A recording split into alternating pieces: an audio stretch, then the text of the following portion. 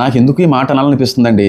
ఏమనంటే ధర్మశాస్త్రం అంతా కూడా నిన్ను వల్లే నీ పొరుగు వాళ్ళని ప్రేమించాలి అనేటువంటి ఒక్క మాటతో సంపూర్ణమై ఉన్నదంట.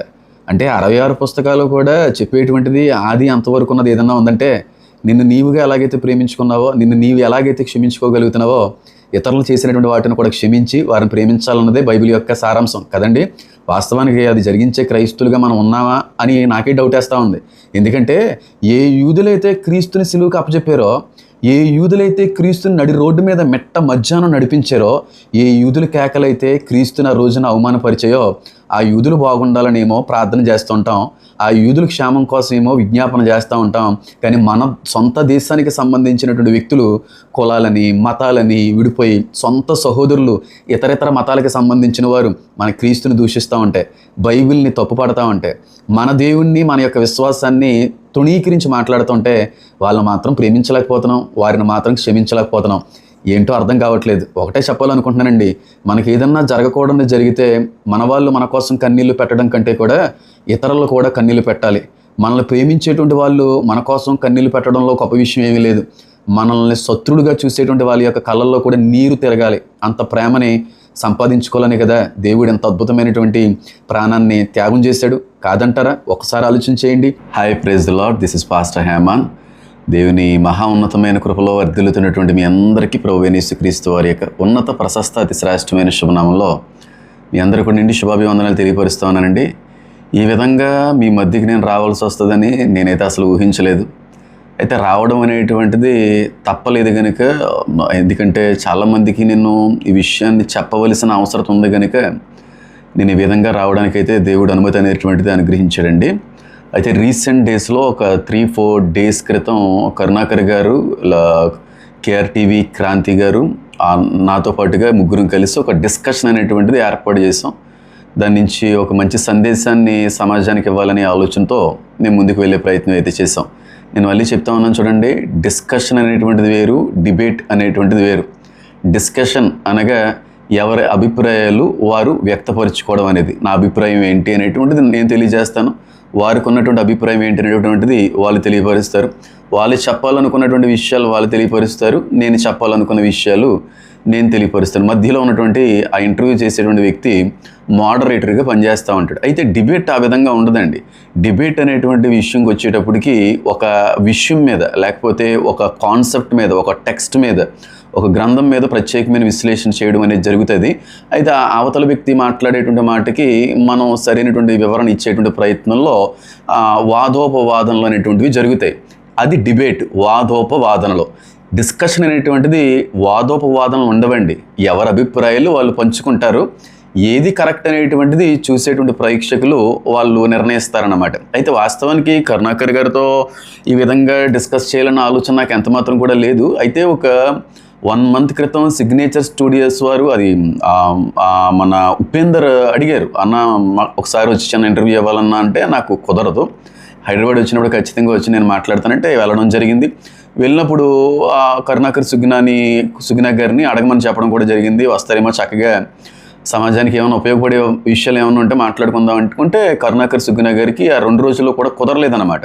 అయితే లలిత్ కుమార్ గారు వస్తానన్నారు. లలిత్ కుమార్ గారితో నేను తర్వాత ఇద్దరం కలిసి మనం చేద్దామండి అని చెప్పి ఇంటర్వ్యూలోనే మాట్లాడడం జరిగింది. మీ అందరికీ తెలిసిందే. అయితే ఇంటర్వ్యూ అయిపోయిన నెల తర్వాత ఇంచుమించుగా 1 month తర్వాత మళ్ళీ క్రాంతి నాకు ఫోన్ చేయడం జరిగింది. నేను ఒక మీటింగ్లో ఉంటే, ఏ విధంగా అయినా ఇటువైపు అయినా వస్తే ఒకసారి చిన్న పాడ్కాస్ట్ చేద్దాం సార్ అంటే తప్పకుండా చేద్దామని అన్నాను. హైదరాబాద్ వెళ్ళినటువంటి పని నిమిత్తం ఆ పని చూసుకున్న తర్వాత క్రాంతిని కలవడం జరిగింది. ఏమండి బాగుంది, అయితే లాస్ట్ టైం ఇలాగ సిగ్నేచర్ వారు అడిగారు, అయితే కరుణాకర్ గారికి కుదరలేదంటే ఒకసారి మీరు కూడా అడిగి చూడండి, ఒకవేళ ఆయన వస్తాను అంటే ఇద్దరం కూడా కూర్చొని చక్కగా డిస్కస్ చేసుకుందామండి. వాస్తవానికి ఆయనతో చక్కని వాతావరణంలో డిబేట్ చేస్తేనే బాగుంటుంది. ఎందుకంటే వాళ్ళకి లేఖనాల సంబంధమైనటువంటి ఎన్నో విషయాల మీద, ఎన్నో వచనాల మీద వారు అపార్థం చేసుకున్నారు, వాక్యాన్ని వక్రీకరిస్తూ ఉన్నారు కనుక వాళ్ళకి అర్థం కానిటువంటి సమాజానికి తప్పుగా వెళ్ళినటువంటి వాటి మీద మాట్లాడడానికి మంచి అవకాశం ఇచ్చిన వాళ్ళు అయి ఉంటారని చెప్పి కూడా జరిగింది. ఆయన కూడా అయ్యో వస్తానండి ఖచ్చితంగా అని చెప్పి, ఆయనకి ఏదో మెడికల్ ప్రాబ్లం ఏదో ఉందో అయినా సరే ఆయన వచ్చి మాట్లాడడం అనేది జరిగింది. అక్కడ డిబేట్ జరగలేదు, కేవలం డిస్కషన్ మాత్రమే జరిగింది. మళ్ళీ నేను రిపీట్ చేస్తా ఉన్నాను, డిబేట్లో వాదోపవాదాలు అనేటువంటివి జరుగుతాయి. డిస్కషన్లో కేవలం అభిప్రాయాలు మాత్రమే పంచుకుంటారు. అలాగే ఇంకో విషయం కూడా చెప్తున్నాను, ఇప్పుడు ఎవరి మీదో నేను గెలుపుని సాధించడానికి గెలవడానికి అయితే నేను వెళ్ళలేదు.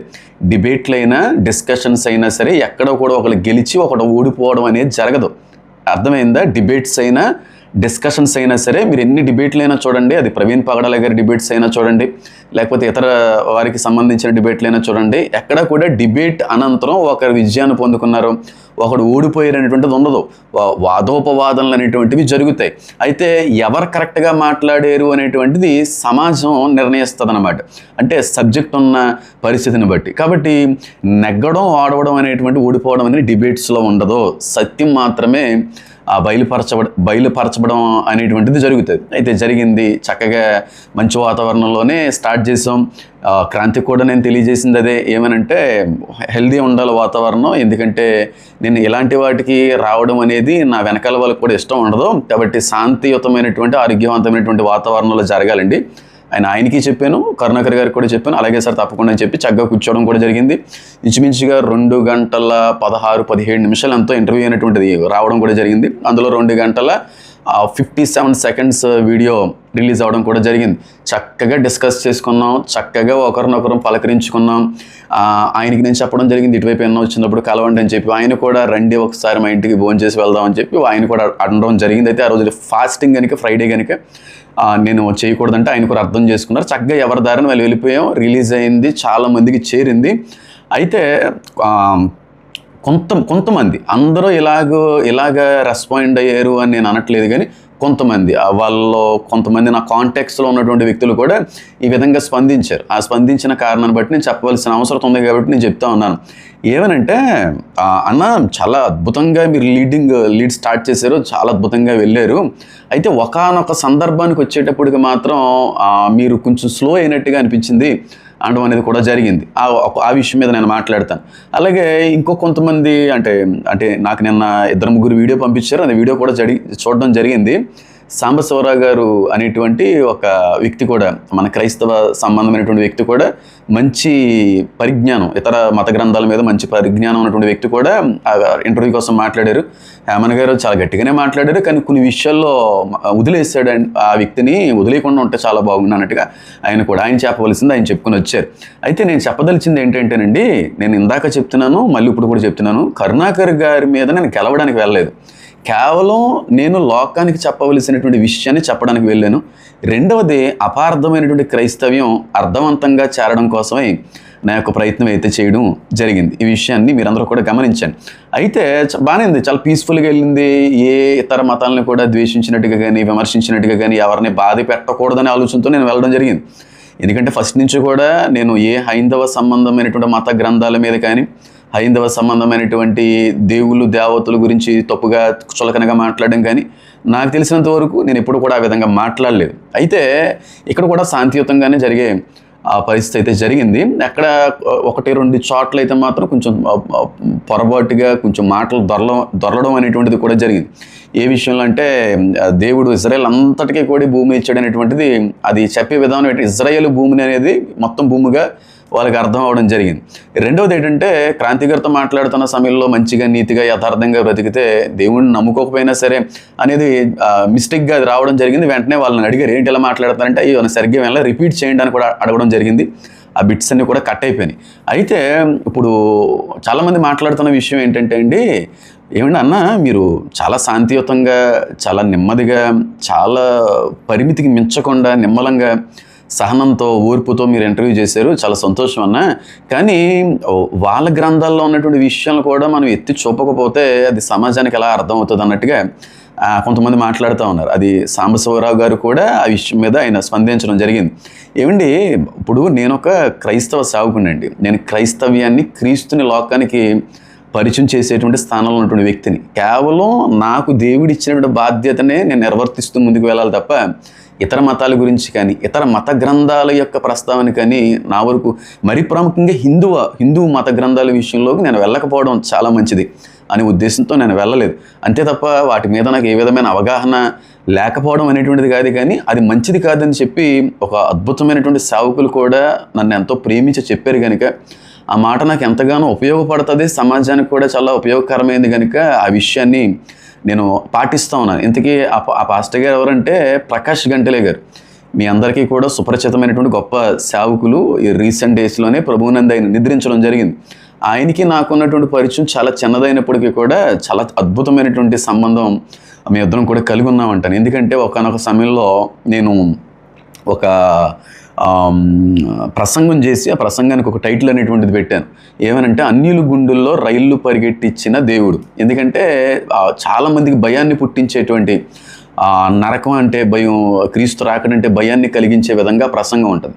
అయితే వాట్సాప్ స్టేటస్లో అది నేను పెట్టినప్పుడు ప్రకాష్ గంట్లే గారు ఆ స్టేటస్ని చూసి వెంటనే రెస్పాండ్ అయ్యారు. హేమన్, మనం ఒక అన్యుడిని గెలవాలి తప్ప ఎప్పుడు కూడా పోగొట్టుకోకూడదు హేమన్ అని చెప్పి మెసేజ్ చేశారు. ఆ మెసేజ్ కూడా ఉంటే ఇక్కడ నేను పేస్ట్ చేపిస్తాను.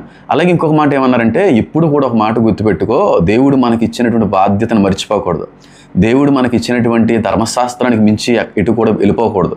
మనకి ఇచ్చింది కేవలం ఇదే కనుక దీన్ని ప్రకటించుకుంటూ వెళ్ళాలి తప్ప ఎప్పుడు కూడా హైందవ సంబంధమైనటువంటి విశ్వాసాలను కించపరిచే విధంగా కానీ అన్యుల్ని బాధ పెట్టేటువంటి విధంగా కానీ మనం ఉండకూడదు హేమన్. ఎందుకంటే చిన్న మాట పలికినప్పటికీ కూడా చాలా ఆత్మలో తప్పిపోయే అవకాశం ఉంది. మనం పోగొట్టుకోకూడదు కానీ ఒక ఆత్మను సంపాదించే విధంగానే మన మాటలు ఉండాలి అని చెప్పి ఆయన కూడా మాట్లాడడం జరిగింది. అందుకే అక్కడ కరుణాకర్ గారు వారికి సంబంధించినటువంటి అభిప్రాయాలను పంచుకుంటున్నప్పుడు కూడా నేను ఎక్కడ కూడా అడ్డు రాలేదు. ఎందుకంటే అది నిజమా అబద్ధమా అనేటువంటిది సమాజానికి తెలుస్తుంది, చూసే వాళ్ళకి అర్థమవుతుంది. ఎందుకనంటే ఈ రోజున అంత అమాయకులు అంత జ్ఞానహీనులు అంటే ఎవరు లేరు కదా. గూగుల్లో సెర్చ్ చేస్తే అది ఎంతవరకు కరెక్ట్ అనేది ఈజీగా మనకి బయటపడిపోయే అవకాశం ఉంది. కాబట్టి కరుణాకర్ గారు అన్న మాటలు మాట్లాడుతుంటే విన్నారే తప్ప ఎక్కడా స్పందించలేదంటే అది డిబేట్ కాదండి, డిస్కషన్ హావర్ అండి. అది నాకు కొంత టైం ఇచ్చారు, ఆ కొంత టైంలో నేను చెప్పుకోవాల్సింది నేను చెప్పుకోవాలి, ఆయనకి ఇచ్చినటువంటి టైంలో ఆయన చెప్పుకోవాల్సింది ఆయన చెప్పుకుంటారు. ఈ లోపల నేను మధ్యలో రాకూడదు. అలా 2-3 సార్లు వచ్చినప్పుడు కూడా అంతరాయం కలిగింది ఆ ఇంటర్వ్యూలో. కాబట్టి ఆయన చెప్పుకోవడం జరిగింది, ఆయన చెప్పుకుంటూ వెళ్ళిపోయారు, అక్కడతో జరిగిపోయింది. అంతేకాని నేనైతే మళ్ళీ రిపీట్ చేస్తున్నాను చూడండి, నాకు దేవుడిచ్చినటువంటి పరిశుద్ధ గ్రంథాన్ని ప్రకటించడం కొరకే ఎంత దూరమైనా వెళ్తాను. అంతేగాని హైందవ మత సంబంధమైనటువంటి గ్రంథాల జోలికి కానీ వారి దేవుళ్ళ జోలికి కానీ వాళ్ళ దేవతల జోలికి కానీ నేను వెళ్ళకూడదు అనేటువంటి ఒక తీర్మానంలోనే వెళ్తా ఉన్నాను కనుక వాటి గురించి నేను ప్రస్తావించకూడదనే ఆలోచనలో నేను ఉన్నాను. అయితే వాళ్ళ గ్రంథాలు కూడా తెలియజేస్తానే కదా వాళ్ళకు కూడా తెలిసిందంటే దానికి చాలామంది ఉన్నారు, బోల్డ్ అంతమంది ఉన్నారు. మన క్రైస్తుల్లోనే చాలామంది వాటి మీద చాలా ప్రత్యేకమైన విశ్లేషణ చేస్తూ ఎప్పటికప్పుడు వీడియోలు చేసేవాళ్ళు ఉన్నారు, చూసేవాళ్ళు ఉంటారు, తెలుసుకునే వాళ్ళు ఉంటారు, తెలియని వాళ్ళు కూడా ఉంటారు. అయితే నా యొక్క విశ్వాసం, నా యొక్క అభిప్రాయం ఏంటంటే అండి, చూసి నమ్మిన వానికంటే కూడా చూడక నమ్మినవాడు ధన్యుడు అనేటువంటి దాన్ని బలంగా నమ్ముతూ ఉంటాను.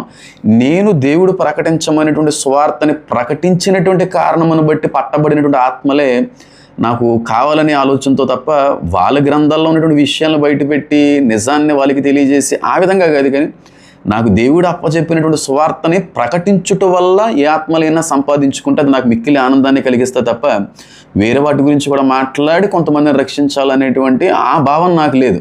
అది తప్పు అని నేను అనట్లేదు, కానీ అది నాకు దేవుడు ఆ విధమైన పిలుపు ఇవ్వలేదు, నాకు ఆ విధమైన ఆలోచన లేదు. ఇప్పుడు సాంబశివరావు గారికి ఉన్నటువంటి పిలుపు వేరు, ఆయన వ్యక్తిత్వం, అది ఆయన పర్సనల్ థింగ్, అది ఆయన వెళ్తున్నారు. నాకు కూడా అదే విధమైన ఫీలింగ్ ఉండాలి, నేను కూడా అదే విధమైన భావంలో నా పరిచయాన్ని కొనసాగించాలంటే అది కుదరదు కదా. కాబట్టి నేను చెప్పుకోవాల్సింది చెప్పుకుంటూ వచ్చేసాను. ఫస్ట్లో స్టార్టింగ్ నుంచి కూడా ఎండింగ్ వరకు అదే చెప్పుకొని వచ్చాను. స్టార్టింగ్ దగ్గరికి వచ్చేటప్పటికి క్రైస్తవ్యం ప్రమాదం అంటున్నారు ఆయన ప్రపంచానికి. ఏ విధంగా ప్రమాదం అంటే ఆయన మోషన్ చూపించి ఇతర జనాంగాలను దోచుకోలేదా అని చెప్పి అనడానికి సమాధానం ఒకటి పరిశుద్ధాత్ముడు ఇచ్చాడు కదా చాలా క్లియర్గా. ఏమంటే అబ్రహాము గారికి ఇచ్చినటువంటి వాగ్దానాన్ని వాళ్ళు అపహరించారండి, వాళ్ళు దోచుకున్నారు. 430 సంవత్సరాల తర్వాత వారి భూభాగాన్నే వాళ్ళు మళ్ళీ తిరిగి సంపాదించడానికి యుద్ధాలు చేయవలసి వచ్చిందని చెప్పి అక్కడ చక్కగా వాళ్ళకి అర్థమయ్యే విధంగా, ఇతరులకు కూడా సమాజానికి హైందువులు కూడా అర్థమయ్యేటువంటి విధంగా దేవుడు మాట్లాడడానికి కృపను అద్భుతమైన రీతిలో అనుగ్రహించాడు. రెండవదిగా మీ దేవుడు చిన్నపిల్లల్ని బలి కోరుతా ఉన్నాడు కదా అనేటువంటి విషయాన్ని కూడా ఎక్కడా కూడా వాళ్ళ మత గ్రంథాల వాళ్ళ దేవుళ్ళ దగ్గరికి వెళ్ళలేదు. అంటే నాకు కొంతమంది మెసేజ్ చేస్తున్నారు, ఏమనంటే వాళ్ళ మత గ్రంథాల్లో బలులు నరబలులు ఉన్నాయన్నా దాని గురించి మీరు మాట్లాడాలి కదా అన్నట్టుగా. ఎందుకంటే అండి, మీరు ఒకసారి వాక్యాన్ని కానీ బాగా చదవగలిగితే ఈ విధమైనటువంటి డౌట్స్ రావని అంటానండి. ఎందుకంటే తీతుకు రాసినటువంటి పత్రిక 3వ అధ్యాయంలో ఒక వచనం ఉంటుంది. నేను ఎందుకు చెప్తున్నానంటే ఎవరినో తప్పు పట్టడానికి కాదు, ఎవరినో విమర్శించడానికి కాదు, కానీ నాకు దేవుడిచ్చిన పిలుపు, నా లైన్ అంతా వేరు, అది వాక్యానుసారమా కాదని మీరు ఆలోచించుకోండి. తీతుకు రాసిన పత్రిక 3వ అధ్యాయంలో ఒక మాట ఉంటుంది చూడండి, 9వ వచనం నుంచి, అవివేక తర్కములను, వంశావళులను, కలహములను, ధర్మశాస్త్రము గురించిన వివాదములను, నిష్ప్రయోజనమును, వ్యర్థమునై ఉన్నవి గనుక వాటికి దూరముగా ఉండము. మతభేదములు కలిగించు మనిషినికి 1-2 మారులు బుద్ధి చెప్పిన తర్వాత వానిని విసర్జింపు. మతభేదాలకి, కలహాలకి, ఇలాగ గ్రంథాల మీద ప్రత్యేకమైనటువంటి వివాదాలు పుట్టించడంలో మనం దూరంగా ఉండాలని చెప్పి తీతుకు రాస్తూ అక్కడ పౌలు గారు కూడా చాలా అద్భుతమైనటువంటి విషయాన్ని మాట్లాడడం జరిగింది. అలాగే ఎఫెసీయులకు రాసినటువంటి పత్రిక 4:15లో కూడా రాయబడిన మాట ఏంటంటే, మీరు సువార్తని ప్రేమతో ప్రకటించండి. అంటే గట్టిగా అరుస్తూ, ఇతరులను కించపరుస్తూ, ఇతరులను విమర్శిస్తూ, ఇతరులను బాధ పెడుతూ సువార్త ప్రకటించమని ఎక్కడ లేదు, కానీ ప్రేమతోనే, సాత్వికంతోనే, ఆ సహనంతోనే సువార్తను ప్రకటించాలని ఎఫెసీ 4:15లో రాయబడి ఉంది. అలాగే 1 పేతురు 3వ అధ్యాయంలో కూడా ఇంకొక మాట రాయబడి చూడండి. నిర్మలమైన 15వ వచనం, నిర్మలమైన మనసాక్షి కలిగిన వారే మీలో ఉన్న నిరీక్షణ గురించి మిమ్మల్ని హేతు అడుగు ప్రతివానికి సాత్వికముతోనూ భయముతోనూ సమాధానము చెప్పుటకు ఎల్లప్పుడూ సిద్ధముగా ఉండి అన్నాడు. అంటే హేతువాది అడిగేటువంటి ప్రశ్నలకి సమాధానం మనం ఎలాగివ్వాలంటే సాత్వికంతో ఇవ్వాలంట. చాలా నిశ్శబ్దమైనటువంటి, సౌమ్యమైనటువంటి పదజాలాన్ని ఉపయోగించాలని అక్కడ పేతురు మహాశయుడు కూడా మాట్లాడుతున్నారు.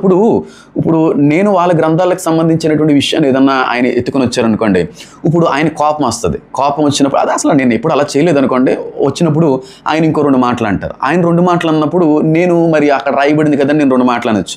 ఆ 2 మాటలు కాస్త అక్కడ పెద్ద వాగ్వాదానికి దారితీస్తే, ఒకవేళ ఆ 2 మాటలే రేపు రోజున నిజమైనటువంటి విభేదాలకి కారణమైతే, ఆ 2 మాటల్లోనే చాలామంది ఆత్మలు నేను కోల్పోతాయి. అది ఎంతవరకు అవసరమైందో ఒకసారి మీరు ఆలోచన చేయండి. కాబట్టి నేను మ్యాక్సిమం అక్కడ పేషెన్స్తో, సహనంతోనే ముందుకు వెళ్ళాలని అనుకున్నాను. పొరపాటును కూడా వాళ్ళని టచ్ చేయకూడదు.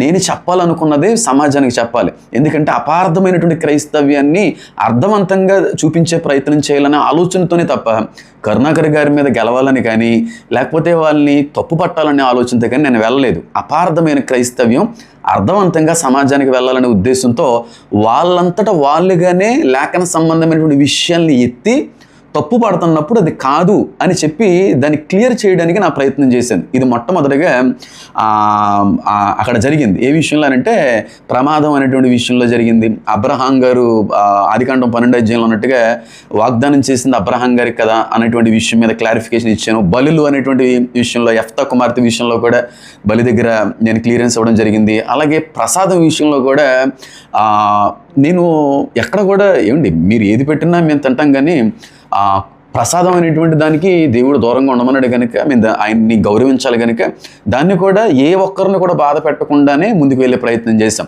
అలాగే అక్కడ మార్కు 16:16 వెతుకుని వచ్చి, నమ్మి రక్షించబడిన వారు, నమ్మి బాప్తిసం పొందుకున్న వారు రక్షించబడతారు, నమ్మని వారికి శిక్ష విధించబడని చెప్పి ఈ వచనాన్ని కరుణాకర్ గారి గారి కానీ రాధామనోహర్ దాస్ గారు కూడా చాలా సందర్భాల్లో ఆ క్రీస్తును ఒక మూర్ఖుడిగా, ఒక మొండివాడిగా, ఒక అన్యాయస్తుడిగా చూపించే ప్రయత్నం చేశారు. నమ్మి బాప్తిసం పొందుకున్నవాడు రక్షించబడును, నమ్మనవానికి శిక్ష విధించబడును. శిక్ష విధించబడును అనే దగ్గర చాలామంది నరకం అంటూ ఉంటారు. అంటే నేను వాళ్ళని ఏదో వెనకేసుకొని రావడం అనేటువంటిది కాదు, కానీ దాన్ని అది వాళ్ళు చెప్పేటువంటిదే కరెక్ట్ అన్నట్టుగా చాలామంది తీసుకుంటున్నారు. కాబట్టి ఏమండి, ఇప్పుడు యేసుక్రీస్తు ప్రభు వారు నమ్మిన వాళ్ళు నమ్మితే సరిపోద్దా, వాడు ఎంత అలాంటి పాపాత్ముడైనా పర్వాలేదని అడిగారు అక్కడ క్రాంతి గారు. అప్పుడు నేను ఇచ్చిన సమాధానం ఏంటంటే, లేదండి, బాప్తీసం తీసుకున్నంత మాత్రాన దేవుడు ఏమి తన రాజ్యానికి తీసుకుని వెళ్ళడండి. నిజమైన పశ్చాత్తాపంతో కూడినటువంటి మారు మనసు మాత్రమే దేవుని యొక్క రాజ్యానికి వెళ్తుందండి. మరి బాప్తీసాలు పొందుకోలేని వాళ్ళందరినీ, దేవుడిని తెలుసుకునే వాళ్ళందరినీ కూడా నరకంలో పాడేయడం అనేటువంటిది ఎంతవరకు వాస్తవం అంటే, లేదండి, అక్కడ కూడా మీకు అపార్థమైందండి. రోమిలికి రాసిన పత్రిక 2:13-14 కూడా రాయబడిందండి, ధర్మశాస్త్రం లేకపోయినను వారు ధర్మశాస్త్రానుసారంగా కానీ వారు జీవించగలిగితే వారి మనస్సాక్షి కూడా సాక్ష్యం ఇస్తుంది కనుక వాళ్ళు కూడా కనికరించబడతారండి అనేటువంటి విషయాన్ని తెలియజేశాను. ఎప్పుడు అది వర్తిస్తుందంటే, యేసును గురించిన సువార్త కానీ, యేసును గురించినటువంటి సందేశాలు కానీ, యేసుక్రీస్తు ప్రభు అనేటువంటి ఆయన వచ్చి పుట్టి మరణించి పునరుద్ధానుడు అయినటువంటి విషయం కూడా తెలియకుండా ఒకవేళ చనిపోయి, ఆ చనిపోయిన వ్యక్తి వాక్యానుసారంగా ఎక్కడ కూడా ఎవరిని అన్యాయం చేయకుండా, ఏ విధమైన పాపం జోలికి పోకుండా న్యాయంగా, నమ్మకంగా, మంచిగా బతికితే అలాంటి వాడిని దేవుడు కనికరిస్తాడండి అని చెప్పడంలో కూడా అవునా అనేటువంటి ఒక అభిప్రాయం సమాజం వచ్చింది. ఎందుకంటే నిన్న మొన్నటి వరకు కూడా ఏమనుకునేవారంటే, ఇదేంటండి ఎంత మూర్ఖత్వం ఏంటండి, ఎంత మంచోడైనా, ఎంత న్యాయవంతుడైనప్పటికీ కూడా దేవుణ్ణి నమ్మకపోతే నరకంలో తోసేస్తాడా అని చెప్పి క్రీస్తుని ఒక సైకోగా చూపించే ప్రయత్నం చేశారు. అయితే ఇంత గొప్ప సువార్త, ఇంత గొప్ప రక్షణ మీరు నిర్లక్ష్యం చేసిన ఎడల మీరు అలా తప్పించుకుంటారు అన్నాడు. అయితే నమ్మి బాప్తీసం పొందుకున్నవాడు రక్షించబడతాడు. ఎప్పుడు నమ్మాలి?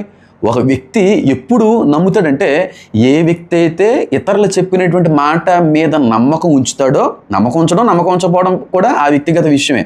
అయితే ఎప్పుడైతే ఇతరులు చెప్పినటువంటి ఆ సువార్త మీద నమ్మకం ఉంచి, దేవుడు అనేటువంటి వాడు మానవత అవతారంలో వచ్చి మన మధ్యన సంచరించి మనం అందరి పాపాల నిమిత్తమై ఆయన మరణించి తిరిగి పునరుద్ధానుడు అయ్యాడు, ఆ దేవుని యందు విశ్వాసం ఉంచడం వల్ల మాత్రమే మనకి రక్షణ అనేటువంటి నమ్మకం ఒక వ్యక్తికి కలిగినప్పుడే రక్షణ ఉంటుందండి అనే విషయం తెలియజేశాను. అంతేగాని ఇంకా నమ్మకపోతే అందరికీ నరకమేనండి, ఎంత మంచోడైనా సరే నరకమేనంటే అక్కడ క్రీస్తు చాలా తప్పుగా అర్థమయ్యేటువంటి విధంగా కనబడుతుంది. ఈ విషయంలో కూడా చాలామంది అన్య జనాంగానికి నేను క్లారిఫికేషన్ ఇచ్చాను. అయితే క్రైస్తవుల నుంచి క్రైస్తవులు కూడా పాజిటివ్గానే రియాక్ట్ అయ్యారు. చాలా తక్కువ మంది హిందూస్ చాలామంది నాకు మెసేజ్ చేశారు, చాలామంది పర్సనల్గా నాకు కాల్ చేశారు.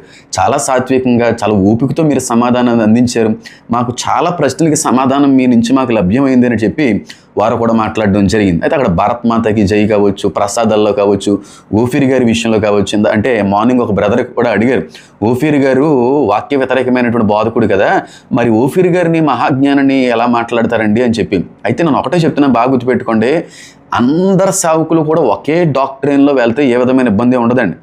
ఒకే రకమైనటువంటి అభిప్రాయంలో వెళ్తే ఇబ్బంది ఏమి ఉండదు. చాలా చోట్ల, చాలా డినామినేషన్లో చిన్న చిన్న అభిప్రాయ భేదాలు అనేటువంటివి క్రైస్తవుల్లో కూడా కలుగుతూ ఉన్నాయి. ఎందుకంటే ఒక వచనం ఒకరికి అర్థమైన విధంగా ఇంకొకరికి అర్థం కావట్లేదు. అన్నంత మాత్రాన ఆ వ్యక్తి తప్పుడు సేవకుడని కాదు కదా. ఎవరు తప్పుడు సేవకులు?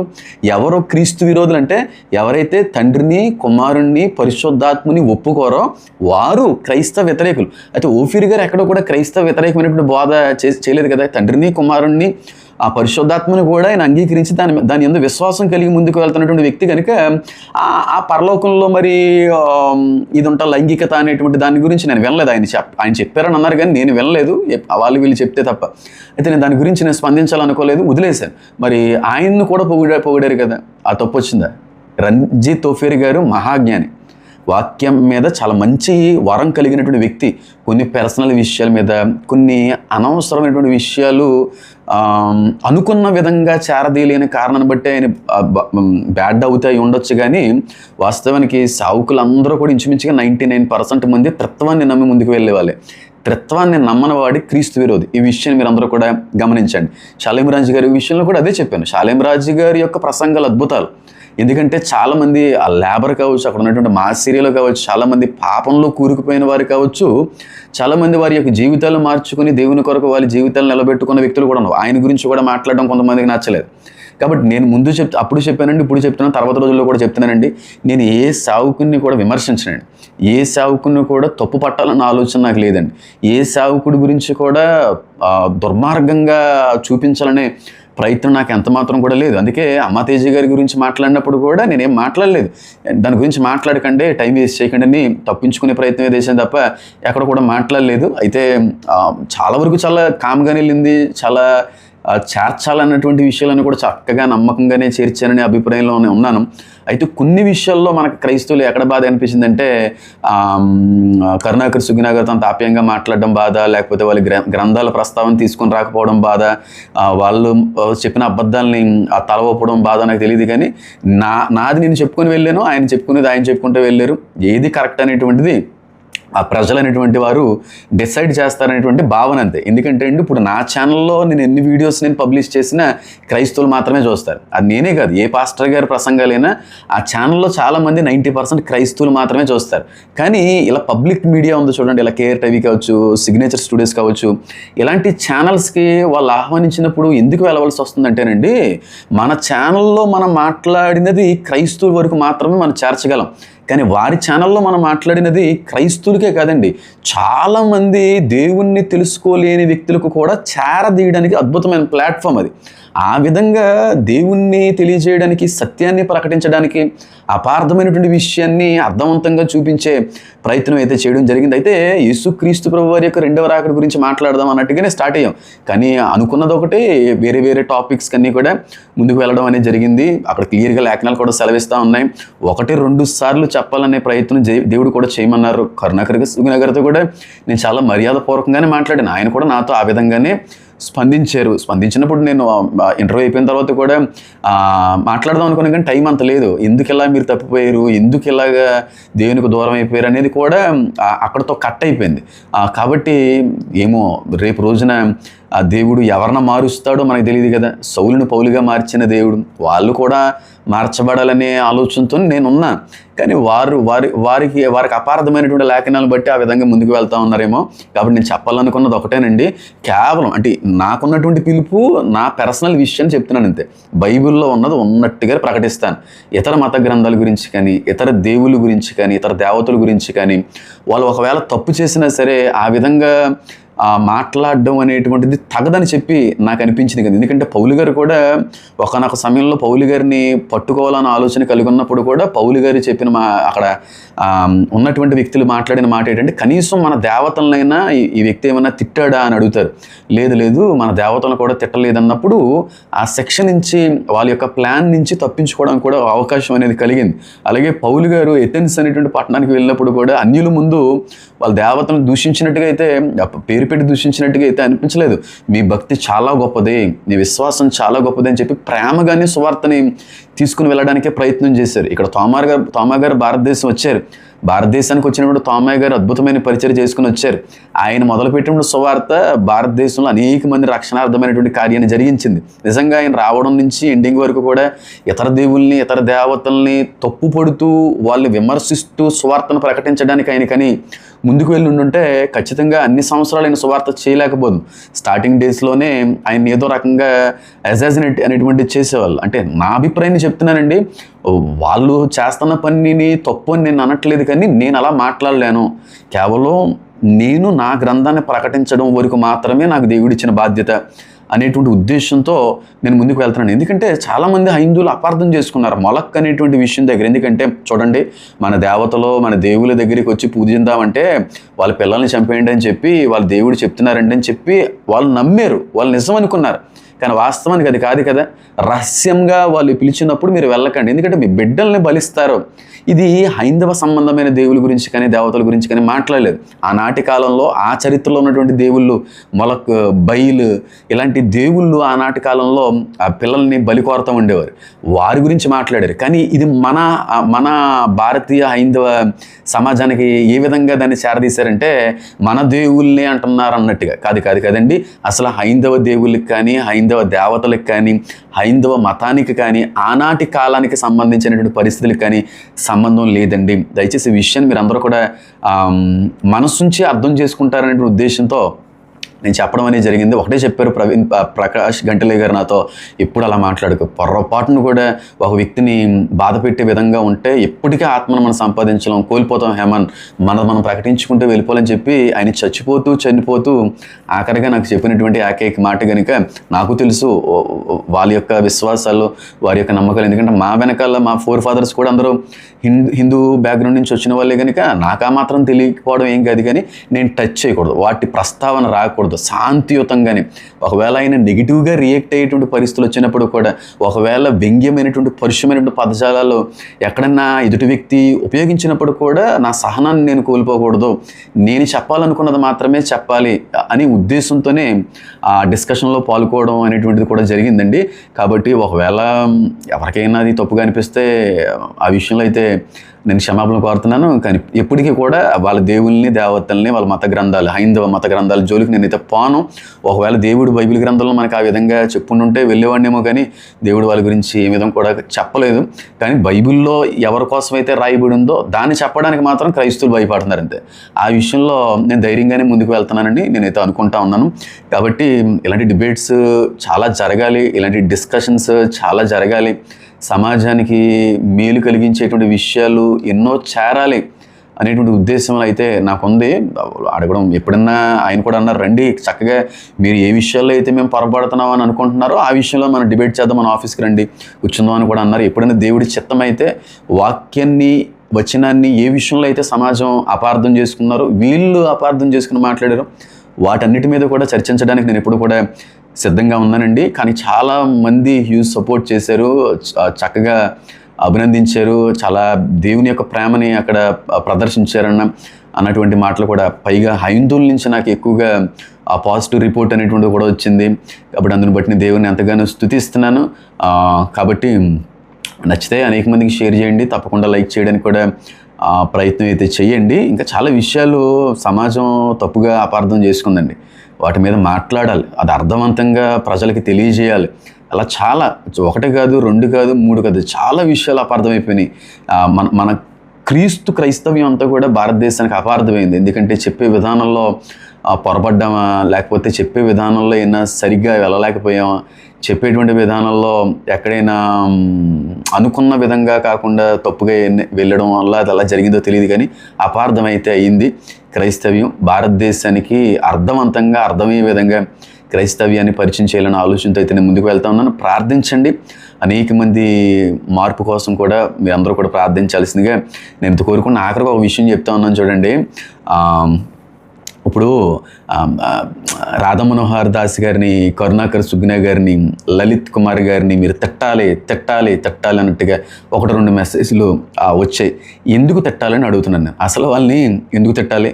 వాళ్ళు ఏమన్నా హత్యలు ఏమైనా చేశారా? వాళ్ళు ఏమన్నా మానభంగాలు ఏమైనా చేశారా?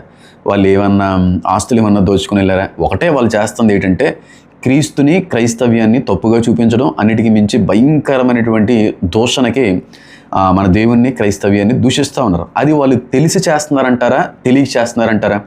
నిజంగా అక్కడ రోమన్ సైనికులందరూ కూడా యేసుక్రీస్తు ప్రభు వారిని సిలువెక్కించి పొడి చేసి చంపేసే సమయంలో యేసయ్య అన్నటువంటి మాట మనకు గుర్తు రావట్లేదు ఏంటండి? ప్రభువా, తండ్రి, వీరు ఏమి చేయుచున్నారో వీరికి తెలియదు కనుక వీరిని క్షమించమన్నారు. కాబట్టి నిజంగా యేసుక్రీస్తు ప్రభువారు దేవుడు అనేటువంటి నమ్మకం, విశ్వాసంతో ఉండి అలాంటి పని చేస్తున్నారంటే వారెవరిని కూడా మనం కాపాడలేం. కానీ నిజంగా ఆయన దేవుడు కాదు అనేటువంటి భావంతో, ఆయన దేవుడు అనేటువంటి వాడు కాదు అనేటువంటి ఒక ఆలోచనతో అలా చేస్తుంటే ఖచ్చితంగా తెలియక చేస్తున్నారు కనుక దేవుడు క్షమిస్తాడేమో అని అనుకుంటాను. ఇది మొట్టమొదటి విషయం. రెండవదిగా మనకి దెబ్బలు ఎక్కువ ఉంటాయన్నారు వాక్యంలో. ఆ దేవుని ఎరగని వ్యక్తులకి దెబ్బలు తక్కువ ఉంటాయన్నారు. ఇది కూడా మీరు గమనించాలి. మూడవదిగా ఇప్పుడు లలిత్ కుమార్ గారు కావచ్చు, కరుణాకర్ సుగ్నా గారు కావచ్చు, లేకపోతే రాధా మనోహర్ దాస్ గారు కావచ్చు, ఆ విధంగా మాట్లాడడం అనేటువంటి తప్పే. నేను కూడా ఎదురుగా ఉన్నప్పుడు అలా ఎందుకు క్రీస్తుని తట్టవలసి వస్తుందండి, క్రైస్తవ్యం వల్ల మీకు వచ్చినటువంటి నష్టం ఏంటండి అని మాట్లాడడం కూడా జరిగింది. అది వాస్తవానికి అది కరెక్ట్ కాదు, అలా మాట్లాడకూడదు.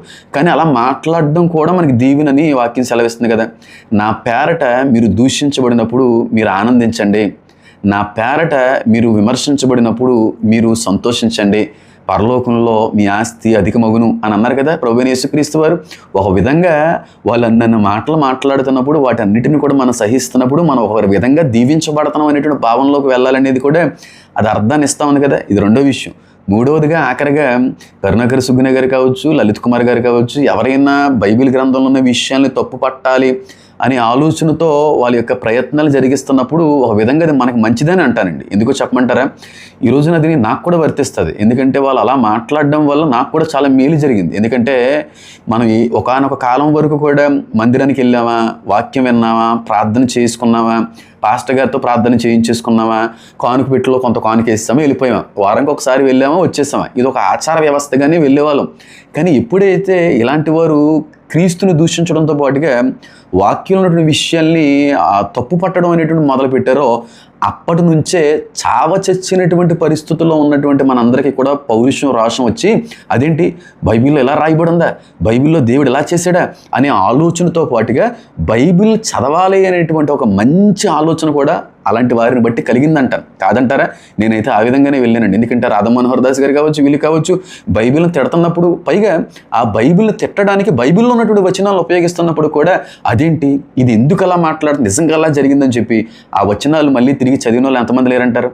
చదివి అయ్యో వాళ్ళకి తప్పుగా అర్థమైంది, ఇది అసలైనటువంటి అర్థం అని చెప్పి నా ప్రయత్నం మొదలుపెట్టినప్పుడే కదా అలాంటి ప్రశ్నలు, అలాంటి వ్యతిరేకత, అలాంటి వక్రీకరణ జరిగినప్పుడే కదండి మనకు వాక్యం మీద పౌరుషం, వాక్యం చదవాలనేటువంటి ఒక ఆలోచన, వాక్యం లోతులను పరిశీలించాలంటే ఒక భావన, నిజాన్ని తెలుసుకునే తరగతి పరిచయం చేయాలనేటువంటి ప్రయత్నం ఎంతమంది చేస్తున్నారు? చాలామంది క్రైస్తవులు ఉన్నారు కదా. అలాగే వాక్యం తప్పుగా అర్థమైన వ్యక్తులకి అర్థవంతంగా వివరించడానికి ఎంతమంది క్రైస్తవులు పాటుపడుతున్నారు? యూట్యూబ్లో ఉన్నటువంటి వ్యక్తులే కావచ్చు.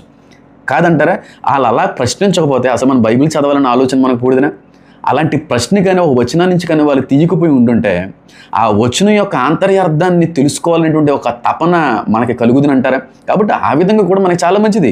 ఇప్పుడు ఇస్లాం మతానికి సంబంధించిన వాళ్ళు చాలామంది వాక్యంలో ఉన్నటువంటి వచనాలు చూపించే తప్పు పడతా ఉంటారు. దేవుడు యేసుక్రీస్తు ప్రభువు వారు దేవుడు కదా ఉంటారు. వాళ్ళు ఏ వచనాలను అయితే తప్పు పట్టారో ఆ వచనాల మీద అద్భుతమైన విశ్లేషణ నేను చేసినప్పుడే జ్ఞానంలో మరింత మెరుగుపరచబడ్డానంటాను. సత్యం బయటికి బహిర్గతమైందంటాను. కాబట్టి అలాంటి ప్రశ్నించే వాళ్ళు, వాక్యాన్ని వక్రీకరించే వాళ్ళు, వాక్యాన్ని తప్పుగా చూపించేటువంటి వ్యక్తుల వల్ల కూడా మనకి తెలియనటువంటి ప్రయోజనం కలుగుతుంది. మనకి తెలియనటువంటి ఒక తపన, ఒక ప్రత్యేకమైనటువంటి భావన వాక్యం చదవాలనే ఆలోచన కూడా మనకు పుట్టిస్తున్న వారిగా కూడా వీరు ఉన్నారని నాకు అనిపిస్తూ ఉంటుంది. కాబట్టి చెడు జరుగుతున్నప్పుడు ఆ చెడునే మనం చూడద్దు, కానీ దానిలో నుంచి మంచిని వెతకాలనే ఆలోచనతోనే నేను చెప్పడం జరిగిందండి. కాబట్టి అందరూ సమానమే, అందరిని మనం ప్రేమిద్దాం, అందరినీ మనం గౌరవిందాం. అలాగని చెప్పి వారిని తప్పుపట్టాలి, వాళ్ళ విశ్వాసాన్ని తప్పుపట్టి మనం సువార్తని వాళ్ళకి పరిచయం చేయాలనుకుంటే ఎప్పటికీ కూడా జరగదండి. ప్రేమగా సువార్తని తీసుకెళ్తేనే తప్ప ఒక వ్యక్తి ఎప్పటికీ కూడా ప్రభువైన యేసుక్రీస్తు వారిని తెలుసుకోలేరు. కాబట్టి నేను చెప్పాలనుకో, ఇది కేవలం నా పర్సనల్ విషయం మాత్రమే తప్ప ఇది ఎవరిని విమర్శించడానికి కాదు. వారికి ఉన్న పిలుపు వేరు, నాకున్న పిలుపు వేరు. వారి పర్సనల్ థింగ్స్ వేరు, నా పర్సనల్ థింగ్ వేరు, నా ఆలోచన విధానం వేరు. కాబట్టి నేను మాత్రం కేవలం వాక్యంలో ఉన్నది మాత్రమే ప్రకటిస్తాను, వాక్యాన్ని మాత్రమే ఇతరికి తెలియపరుస్తాను. వాక్యాన్ని తప్పుపట్టేటువంటి వ్యక్తులు ఎవరైనా ఉంటారండి. కరుణాకర్ గారితో కూడా అదే కదా అన్నాను. మీరు బైబిల్ గ్రంథంలో ఏ వచనాలను తప్పు పట్టాలనే ప్రయత్నం చేసినా వాటన్నిటికీ సమాధానం ఇవ్వడానికి నేను సిద్ధంగానే ఉన్నానన్నాను తప్ప మీ గురించి మాట్లాడతానని ఎక్కడో కూడా అనలేదు. ఆ విధంగా నేను ఉండకూడదు అనేటువంటి ఒక మంచి ఆలోచనతోనే వెళ్తున్నాను అని నేనైతే అనుకుంటా ఉన్నానండి. ఒకవేళ ఇది కూడా తప్పు అయితే నేనైతే ఏమీ చేయలేను. కాబట్టి ఒకసారి ఆలోచన చేయండి. వారి కోసం మనం ప్రార్థన చేయాలి. మన శత్రువులను సైతం ప్రేమించాలంటుంది వాక్యం, మన శత్రువులను సైతం క్షమించాలంటుంది వాక్యం, మన శత్రువుల్ని సైతం ప్రేమించి ఆకలి ఉంటే వారికి భోజనం పెట్టమని చెప్తుంది వాక్యం. ధర్మశాస్త్రం అంతా కూడా నిన్ను వలే నీ పొరుగు వారిని ప్రేమించాలనేటువంటి ఒకే ఒక్క మాటతో సంపూర్ణమై ఉందంట. అంటే బైబిల్ అంతా కూడా చెప్పేటువంటి ఏకైక మాట ఏంటంటే నిన్ను నీవుగా ఎలాగైతే ప్రేమిస్తున్నావో అదే విధంగా ఇతరులను కూడా ప్రేమించాలి. ఒక మాట చెప్తాను, తప్పుగా అయితే అనుకోకండి. క్రైస్తవుడికి శత్రువులు అనేవాళ్ళు ఎప్పటికీ ఉండకూడదండి. మనం చాలామందికి శత్రువులుగా ఉండొచ్చుగాక, కానీ మనకి మాత్రం శత్రువులు లేకుండానే బ్రతకాలి, శత్రువులు లేకుండానే చచ్చిపోవాలి. అందుకే ఎప్పటికప్పుడు శత్రువుని సైతం దేవుడికి క్షమించమని కోరుతా ఉన్నాడు. కాబట్టి ఎవ్వరుగా నాకు శత్రువులు కాదు, ఎవ్వరూ నాకు శత్రువులు కాదు. చాలామంది ఏలియన్స్ గురించి మాట్లాడినప్పుడు ఒక పాస్టర్ గారు వ్యతిరేకంగానే మాట్లాడారు. నాకు కొంచెం బాధ అనేది కలిగింది. ఇప్పుడు ఏలియన్స్ ఉన్నాయనేటువంటి ఆధారాలన్నీ కూడా అన్ని గవర్నమెంట్స్ పెడుతున్నాయి. ఆయన మీద నేను కౌంటర్ వీడియో చేశాను, ఆయన మీద ఏమైనా బ్యాడ్ చేసే ప్రయత్నం ఏదైనా చేశాను, చెయ్యను. ఎందుకది అనవసరం. ఆయనకి తెలియక మాట్లాడారు, నాకు అది తెలిసింది, నాకు అర్థమైంది, నేను చెప్పుకొని వచ్చాను. కాబట్టి కొంతమందికి ఒక వాక్యం అనేటువంటిది అర్థమవుతూ ఉంటుంది, కొంతమందికి అర్థం కాకపోతూ ఉంటుంది. అది ఎవరి తప్పు కూడా కాదు. కాబట్టి నేను ఒకటే చెప్పాలనుకుంటా ఉంటానండి, ఏ ఒక్కరిని విమర్శించకండి, ఎవరిని కూడా తప్పుగా మాట్లాడకండి. అన్నిటికీ మించి సేవకుల మధ్యన ఐక్యత, సహోదరుల మధ్యన ఐక్యత అనేటువంటి లేకపోవడం వల్ల కూడా క్రైస్తవ్యం బయట అపార్థం అవుతూ ఉంది, హేళనకు గురవుతూ ఉంది. కనుక ఏ సేవకుడిని కూడా మనం తప్పుపట్టడానికి కానీ, ఏ సేవకుడిని కూడా మనం విమర్శించడానికి కానీ మనం తగవని నేను కోరుకుంటాను. ఎందుకంటే ఒకనొక సమయంలో మీరు ఎవరో నాకు తెలియదు అనేటువంటి మాట మాట్లాడడానికి ఏసే రెడీగా ఉన్నాడు కదా. ఈ రోజు వరకు నేను చేస్తున్న సేవ కరెక్ట్ అని నా వరకు నేను కరెక్ట్గానే ఉన్నాను, కానీ దేవుని దృష్టిలో నా సేవ ఇంతకీ అంగీకారం అవునా కాదో నాకు తెలియదు కదా. తీర్పు అనేటువంటిది ఒకటి ఉంది కదా. ఆ రోజున అన్నీ కూడా రహస్యం ముందు జరిగిన వాటన్నిటిని కూడా బయలుపరిచే దేవుడిని వాక్యం సెలవిస్తూ ఉంది. కనుక సేవకులను విమర్శించకండి. అలాగని చెప్పి ఏ హైందువులు కానీ వాళ్ళని కానీ తిట్టకండి, వాళ్ళ దేవతల జోలికి కూడా వెళ్ళకండి. ఎందుకంటే భారతదేశంలో ఎక్కువగా వాళ్ళు ఉన్నారు, వాళ్ళు ప్రేమించాలి. అలాగే చెప్పి వారితో మనం గొడవ పెట్టుకునే విధంగా ఉండకూడదని నేను కోరుకుంటున్నాను. నా ఇంటి వారిని ఎలాగైతే ప్రేమిస్తున్నానో, నాకు ఎలాంటి భావన అయితే కలిగి ఉన్నానో అదే భావన అందరి పాస్టర్ల మీద నేను కలిగి ఉన్నాను. అదే భావన కరుణాకర్ సుగ్న గారు కావచ్చు, లలిత్ కుమార్ గారు కావచ్చు, మనోహర్ దాస్ గారు కావచ్చు, ఇలాంటి వాళ్ళందరి మీద కూడా నాకు అదే విధమైన భావన. వాస్తవానికి కరుణాకర్ గారు, లలిత్ కుమార్ గారు కూడా ఇద్దరు రక్షించబడిన వ్యక్తులు, బాప్తీసాలు పొందుకునే వ్యక్తులు. మనలో ఎంతమంది బాప్తీసాలు పొందుకుని తప్పిపోయి మళ్ళీ పాత జీవితంలోకి వెళ్ళిపోయిన వాళ్ళు ఉన్నారు? అలాంటి వారిని మనం ఏమైనా తిడుతున్నామా? అలాంటి వాళ్ళని ఏమన్నా మనం వ్యక్తిగతంగా దూషిస్తున్నామా? వీరు కూడా తప్పిపోయినటువంటి బిడ్డలుగా నేను భావిస్తూ ఉంటాను. ఖచ్చితంగా వీళ్ళు కూడా సత్యాన్ని గమనిస్తారని ఇంటర్వ్యూలో కూడా మాట్లాడాను. వారి యొక్క క్షేమం కోసం, వారి యొక్క మార్పు కోసం ప్రార్థన చేద్దాం తప్ప ఎవరిని కూడా శత్రువుగా చూడకండి. నేను ఒకటే చెప్తున్నాను, బాగా గుర్తుపెట్టుకోండి. ఎవరిని శత్రువుగా చూడకండి. ఒక మాట మళ్ళీ చెప్తున్నాను, బాగా గుర్తుపెట్టుకోండి. మనం కానీ దేవుని నుంచి పిలుపు వస్తే, ఒకవేళ మనం కానీ చనిపోయే పరిస్థితి వస్తే, మనకంటే మన వాళ్ళకంటే ఎక్కువగా ఇతర మతాల వాళ్ళు ఏడవాలి, ఇతర మతస్థులు ఏడాలి. అలాంటి ప్రేమను సంపాదించాలి. అందరితో ఐక్యత కలిగి ఉండాలి, సహోదర ప్రేమ కలిగి ఉండాలి, అందరి మనసులనే గెలవాలి, ఎవరిని బాధ పెట్టకుండా జీవించాలి, ఏ ఒక్కరిని అన్యాయం చేయకుండా బ్రతకగలగాలి. ఇదే కదా దేవుడు కోరుకునేటువంటిది. కాబట్టి మనకేదన్నా అవుతే మన వాళ్ళు కదండి, మన వాళ్ళు ఏడిస్తే గొప్పతనం ఏముందండి? ఇతర వ్యక్తులు కూడా, ఇతర మతాలకు సంబంధించిన వాళ్ళు కూడా ఏడవాలి. మన కాలికి గాయం అయితే వాళ్ళు వచ్చి కట్టాలి. ఆ విధంగా మనం ప్రేమ చూపించాలన్నదే బైబిల్ గ్రంథం కూడా మనందరికీ నేర్పిస్తూ ఉంది. కనుక ఒకవేళ నా మాటల్లో తప్పులు ఉంటే క్షమించండి. నా మాటల్లో వాక్యానుసారమైనటువంటి నీతి ఉంటే దాన్ని అనుసరించాలని నేనైతే కోరుకుంటున్నాను. దయచేసి గమనించండి. ఎవరిని విమర్శించాలనే ఉద్దేశం నాకు లేదు. వారి ప్లాట్ఫామ్ వేరు, వారి దారి వారిది, నాది. నేనైతే అలా తిట్టలేను, వాళ్ళని తిట్టలేను, వాళ్ళ దేవుళ్ళ గురించి నేను మాట్లాడలేను. నాది మాత్రం నేను చెప్పుకుంటూ వెళ్తాను. ఇది నా వే ఆఫ్ స్పీకింగ్, నాకున్నటువంటి ఒక సిద్ధాంతపరమైనటువంటి ఒక నిర్ణయం. కాబట్టి ఈ విషయాన్ని గమనించాల్సిందిగా నేనైతే కోరుకుంటున్నాను. ఇంకా చాలా ఉన్నాయి, చాలా ఛానల్స్కి నన్ను పిలిచారు కానీ వెళ్ళడానికి అవకాశం లేకపోయిందండి. ఎందుకంటే ఇక్కడైతే మంచిగా వెళ్తుంది సువార్తను ఉద్దేశంతో వెళ్ళడం జరిగింది. ఒకవేళ మళ్ళీ కూర్చొని మాట్లాడవలసిన పరిస్థితి వస్తే ఖచ్చితంగా మళ్ళీ వెళ్ళి శాంతియుతంగానే సమాజానికి ఉపయోగపడే విధంగానే మాట్లాడడానికి నేనైతే ప్రయత్నం అయితే చేస్తాను. మరొకసారి అందరూ కూడా ప్రభు పేరిట శుభాలు తెలియపరుస్తా ఉన్నాను. God bless you all. Amen.